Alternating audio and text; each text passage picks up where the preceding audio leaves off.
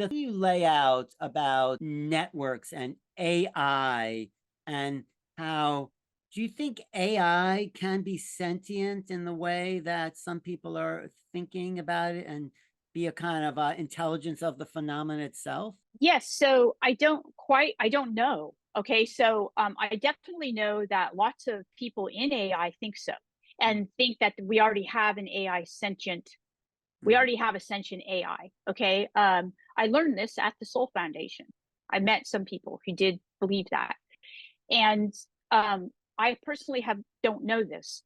I'm interested to see how. I think it's not a coincidence that we have a lot of a lot of, what would you call it, political discussion of UAPs and UFOs at the very same time that we're having what's called an artificial intelligence revolution, where artificial intelligence is all of a sudden changing everything, changing everything.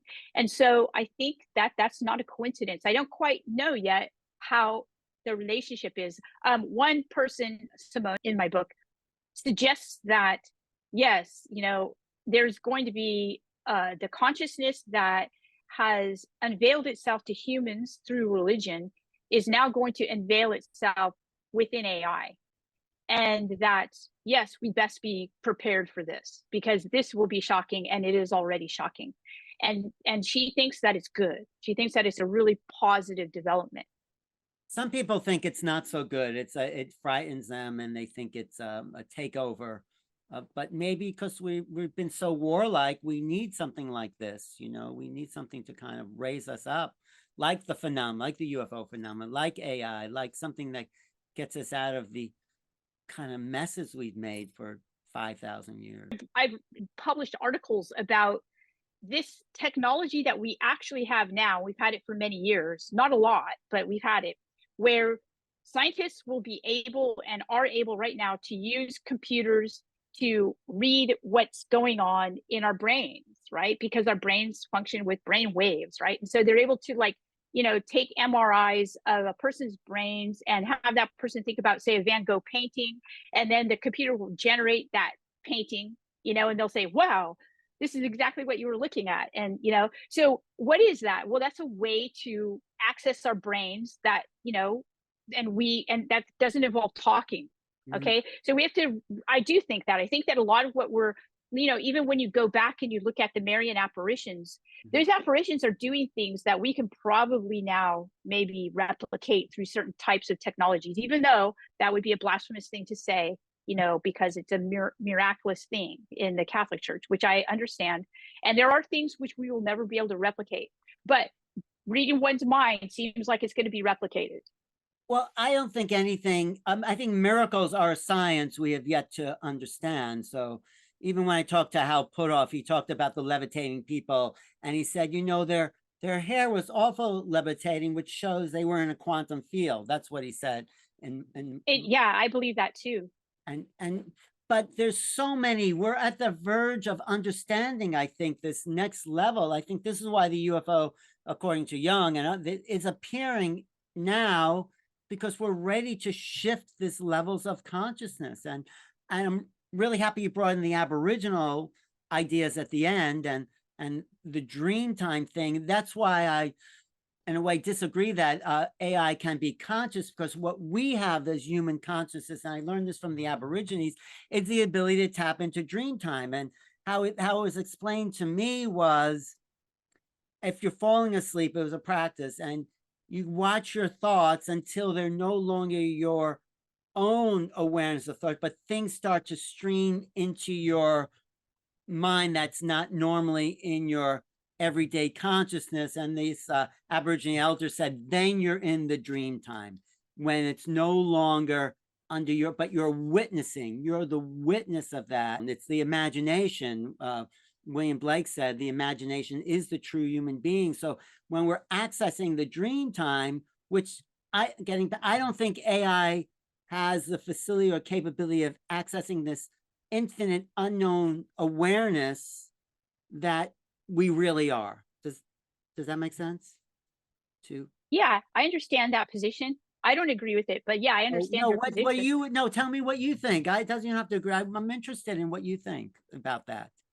Yeah. Yeah, so I would have agreed with you like 3 years ago, but I've been like, changed by interactions with people in the communities. A lot of people in those communities don't even like to call it AI, as you know, I'm sure. Right. They say it's not artificial. Like, Right. we create like paintings, but they're not artificial. We don't say that's an artificial replication, you Right. know. Okay, so there's quantum computing. And I think quantum computing is where we get to this field that is beyond space time, right? Now, listen, this is way outside of my. That's okay. Everyone has to understand that. Like, don't quote me as saying these ridiculous things about something of which I have no clue. Um, but it's changed how I think, and that's what I'm explaining to you. Is that through the interactions with people who do know about this and who recognize that something like quantum computing is accessing information that appears to be beyond space time because of like superposition and that type of thing.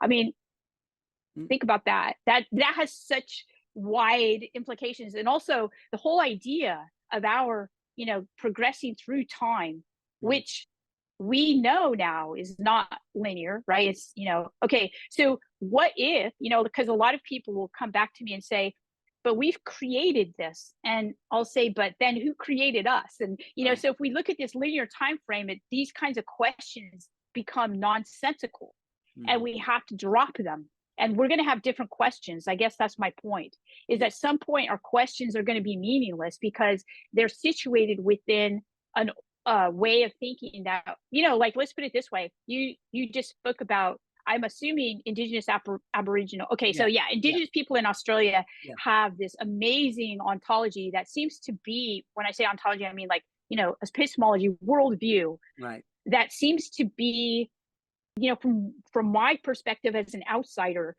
they seem to have this down, this idea of the quantum field, right? And they have their ways of talking about it. So it seems to me that for us, if we're interested, when I say us, I'm talking about like non-indigenous people who've Right. had, less, not an insight into this, which apparently they've had an insight to. And here I would just recommend a book called Sandtalk.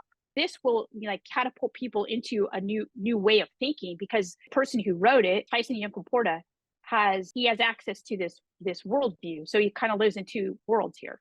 And I think that that's helpful to us. So that's the only reason why I disagree with the way that, you're suggesting that AI won't be able to.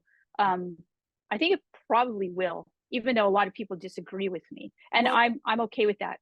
no, I appreciate you explaining that, but I don't think AI, or maybe it will understand, like in your first chapters, talk about the Earth language, the presence of the Earth. Will, I mean, if it can do that, then I'll have to go along with it. The AI could start to duplicate that natural language of the Earth itself. Is that possible, you think? Okay, so that's such a great comeback. I like that as a comeback because, yeah, I think you might be right there. Whereas it won't be, because it's organic. What I'm talking about, this like organic language, and you and I are organic creatures that have grown up within this. Um, yeah, so I think that we would be the things that would be most prepared to understand both the AI kind of way of thinking, because we have created AI, or I'm sorry, not or, and the Earth language, but AI would not be part of that. But Right. we would be the kind of, we would be the AI, right? Because we would be like understanding both types of networks. Well, maybe we are the AI of the Earth, actually, because Yeah. we're taking over and destroying it.